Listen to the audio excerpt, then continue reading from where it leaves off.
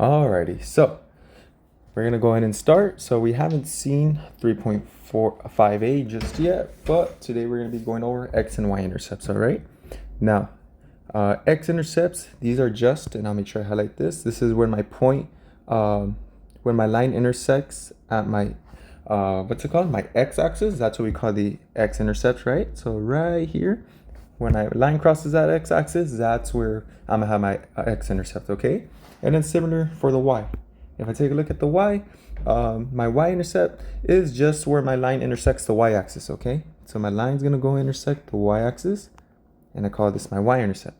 And exactly, looking along my y values, the y-axis, right here at this point is when my line crosses the y-axis. That's all it is, okay?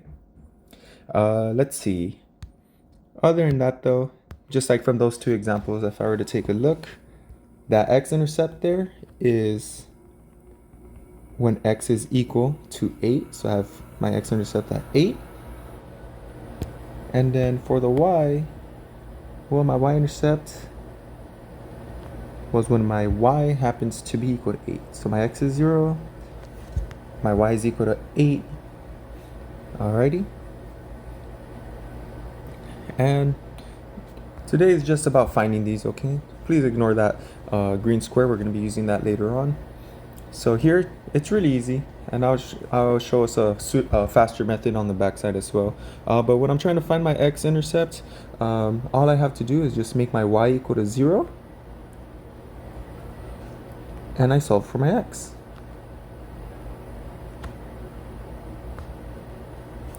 Alright, and it's the same thing, just the opposite for the y-intercept. Now instead, if I'm trying to find what my y-intercept is, I'm going to go ahead and I'm going to make my x equal to 0 now, and I just solve for my letter y. Alright, and it's that straightforward, alright? And other than that though, so the next part that we have yet to see, but we'll see this the next day up, we have two ways of writing equations. So for those that have me as their teacher, sound like a broken record, I always say y equals mx plus b.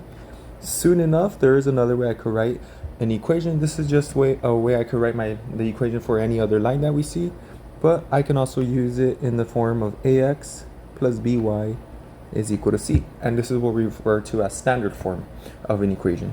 So this right here is my slope-intercept form, while this function here, it's the exact same, but this is what we refer to as standard form, okay? And just know those letters A, B, and C just stand for any numbers that I could plug into my equation. The x and y obviously stay there. All right, now I'm gonna go ahead and start about solving, okay?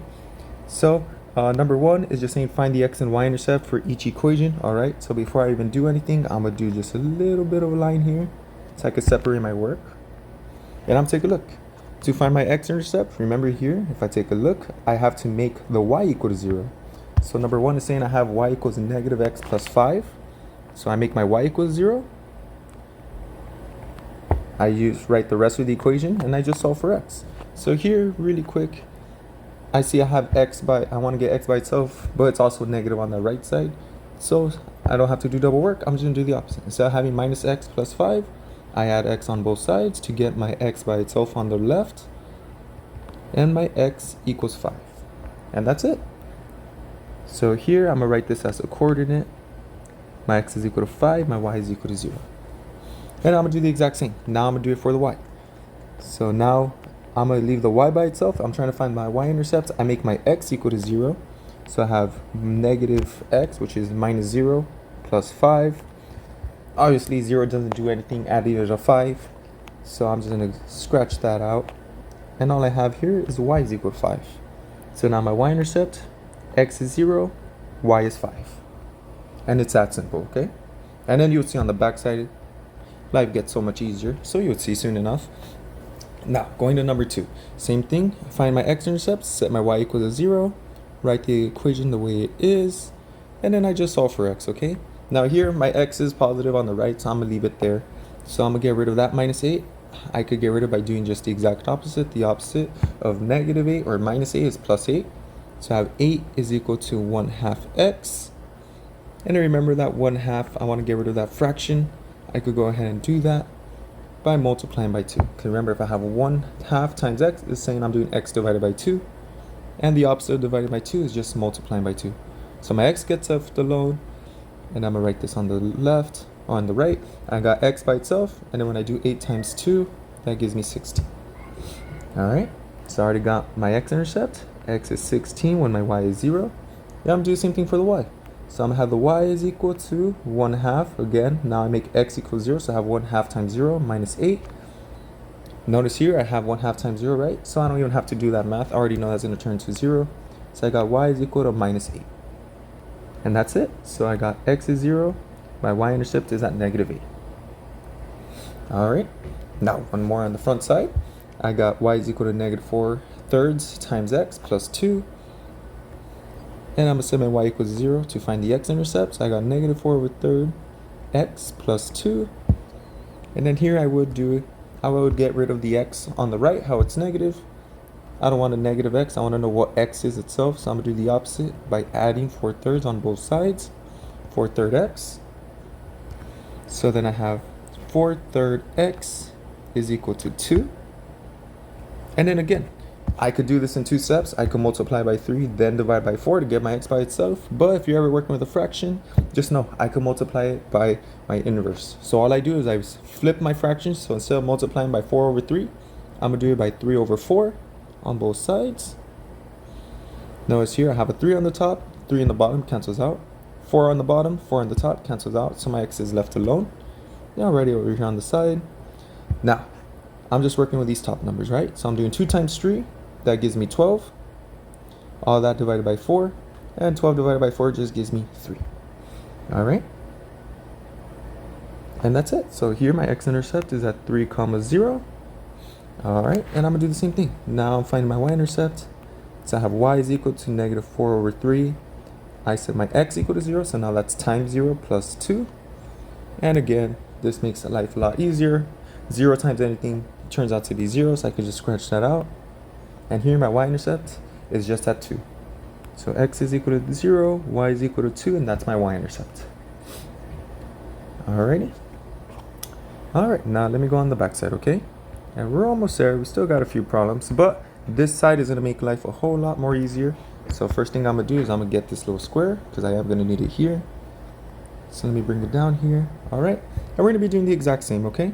So we're still finding x and y-intercepts, but now I am going to go ahead and introduce a new concept or a new method. And this method we refer to as the cover-up method. Alright, but here's a key though. It only works with my standard form. Alright, and again, this is when I have ax plus by equals to c. Okay? And this cover-up method makes life a whole lot faster, okay? Because remember, all I have to do to find each intercept is set, if I'm looking for the x-intercept, I set y equal to 0. If I'm looking for the y-intercept, I set x equal to 0. So this cover-up method works really well when I have a standard form. That's just to say I have the x and y on the same side and the number on that constant number on the other. It makes life a lot faster, okay? So again, I'm gonna go ahead and find the x-intercept. Remember here, I set the top, I set my y equals to 0, right? So I could do x minus 0 is equal to 2. And my x is equal to 2, okay? Now, the cover-up method I'm saying is, take a look here. I could have saved all that work by just doing something as simple as my cover-up. Let's imagine this was a finger, right? Obviously, you can't see my finger. And this is a little bit big. Maybe I can make it smaller. So if I'm doing the cover-up method, all I'm doing is I'm trying to find the x-intercept, cover up the y, bam, I could see my value. Notice here, I didn't have to plug in 0. I just have x equals to 2. Okay? And I'll do the same thing for the y. So here, when I find my y-intercept, I set x equals 0 minus y is equal to 2. So I have negative y is equal to 2. And I could just multiply each side by negative 1 to get my y by itself. And y is equal to negative 2. Alright? And the same idea applies. If I'm trying to do the cover-up method, I don't want to do all that work. I could do it mentally. I could cover up my x. Right? So I could do it over here. Cover up my x. I have minus y is equal to 2. That's exactly what we ended up having over here. And I just flip the sign. If I have negative y equals to 2, flip the signs on both, so I get positive y equals to negative 2. All right, and that's all it is. So let me go ahead and stretch here. My x-intercept at 2, 0. My y-intercept is at 0, negative 2. All right, and then let's go on from here. Next thing is number 5. I got 3x minus 2y is equal to 12. Let me double check the time here, 10 minutes. All right, and I'm gonna do the exact same. So I'm gonna step it up a bit. X-intercept, cover up my y. Notice here I'm just left with 3x is equal to 12. And I just solve for x. Divide this by 3, divide this by 3. So at the end of the day, x is equal to 4. All right, so that's my x-intercept. So I have 4, 0. Then I'm gonna do the same thing. I'm gonna go ahead and cover up. I'm trying to find my y-intercept now, so I make x 0, just cover the x. So I'm left with the equation negative 2y is equal to 12. And all I have to do is just do the opposite. Instead of multiply by negative 2, I divide by it. So my y is left alone. And my final answer is negative 6. So here I got y 0, negative 6. All right. Oh, and I'm drawing on that. Let me go ahead and move this. And I'm going to do one more, okay? Now, same thing. I'm trying to find my x-intercept, cover up my y. So I'm left with the equation. Oops, sorry. I'm left with the equation 8x is equal to negative 10. All I have to do is solve for x. So I just divide by 8 to get my x by itself. And I got x is equal to negative 10 divided by 8. All right, you could always turn it into a fraction. But I would say if you can have as a, you can always convert it into a decimal. But if it doesn't turn into a nice decimal, I would say just keep it as a fraction. But I won't count it against you. All right, and then I'm drawing again. So now I'll find the y-intercept here. I cover up my x. So I'm left with the equation of 10y is equal to negative 10. All I have to do is solve for y now. So I divide by 10 on both sides. And I have y is equal to negative 1. So x-intercept, negative 10 divided by 8, 0. Y-intercept, 0, negative 1. And it is that quick, alrighty? All right, and then these last bits, they're just asking us, find the x and y-intercepts for each of my equations. And we're going to use these to graph, okay? So it makes graphing a lot easier. I don't have to worry about rise over run. If I want to do it with x, y-intercepts, again, all I need is 2 points. So this makes things a lot easier, right? So let me go ahead and get this square. Move it down here with me because I do need it. All right, and I'm going to do the same thing. Find my x-intercept, cover up y. I'm just left with an equation, x equals 3. Obviously, this is my x-intercept, right? So at x equals 3, and I'm going to do this with the red so you can see it better. I have my x-intercept there. And same thing, I'm going to cover up the x now to find my y-intercept. Notice here I'm left with an equation, y is equal to 3. And again, that's just my y-intercept. So now I'm going to go where y is equal to 3 on the axis, but bam. All right, and then all I got to do is draw a line that connects them. I am going to do a little bit of cheating by having my tablet make me a straight line. But if you don't have that, as long as you have those 2 points, that's all that really matters, okay?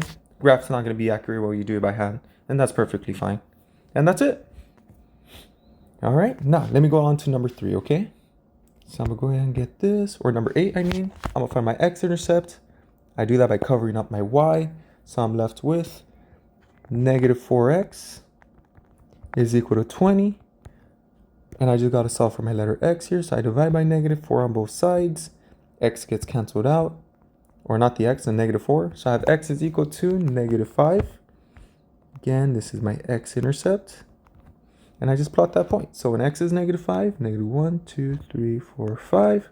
My line's going to cross that axis. And I'm going to do the same thing for the y. So I'm going to cover up my x. I'm left with the y. I have 5y is equal to 20. And I just solve for y. Divide by 5 on both sides. Y gets canceled, not the y. The 5 gets canceled out. My y is left alone. And y is equal to 4. And again, that's my y-intercept. So when y is equal to 4, my line's going to be crossing the x-axis is 2, 3, 4. All right. And then I won't cheat anymore. I'll use freehand so you can see it's not going to be a perfect line. Well, as long as you touch those points, that's all that matters. And you have a good picture of what the graph would look like, okay? Alrighty, so I was trying to do 15 minutes. I'm going to extend it a little bit more, but I'll do this quickly, already? Now, let me go on to number 9. So number 9, let me get my little square here so I can use this to my advantage. Trying to find my x-intercept. So I'm going to go ahead and block this, block the y. Obviously, the y is still there. Let's just imagine it was a little bigger. I have 9x is equal to 45. All I do is solve for my x, divided by 9 on both sides. And here I have x is equal to 5. If I do 45 divided by 9, that's 5. So here, when x is equal to 5, I do have an x-intercept. So 1, 2, 3, 4, 5. And same thing. Cover up my y. Use that little square. Don't forget the negative, okay? I didn't emphasize that earlier. But if I do have a minus sign in front of that y, make sure you include it. So I have negative 15y is equal to 45. All right. And then all I do is solve for y. So I divide by negative 15 on both sides. So my y is finally left alone. And when I do 45 divided by negative 15, this is going to turn out to be negative 3. So I also have a point, y is equal to negative 3. So down here, make sure I counted right. 1, 2, 3. Yep. And that's it. I got 2 points. Draw a line that connects these 2 points. It's not going to be perfect. As long as those points are accurate, that's all that matters. And bam, already got a new graph. And last one, okay? Number 10, I got 2x minus y is equal to 7. I'm trying to find the x-intercept, so I do the cover-up method, cover up my y. So I'm left with an equation of 2x is equal to 7. And all I have to do is divide. Divide by 2 to get my x by itself. So here my x is equal to 7 divided by 2. All right?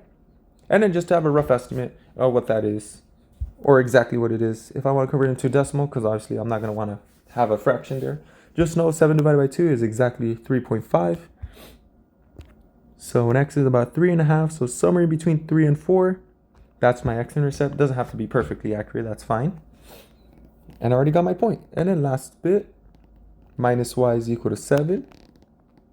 That's all I'm left with when I cover up my x. I got minus y is equal to 7. And all I got to do is multiply by negative 1 on both sides. Because I don't want to know what negative y is. I want to know what y is. I multiply by negative 1 on both sides. I just flip the signs.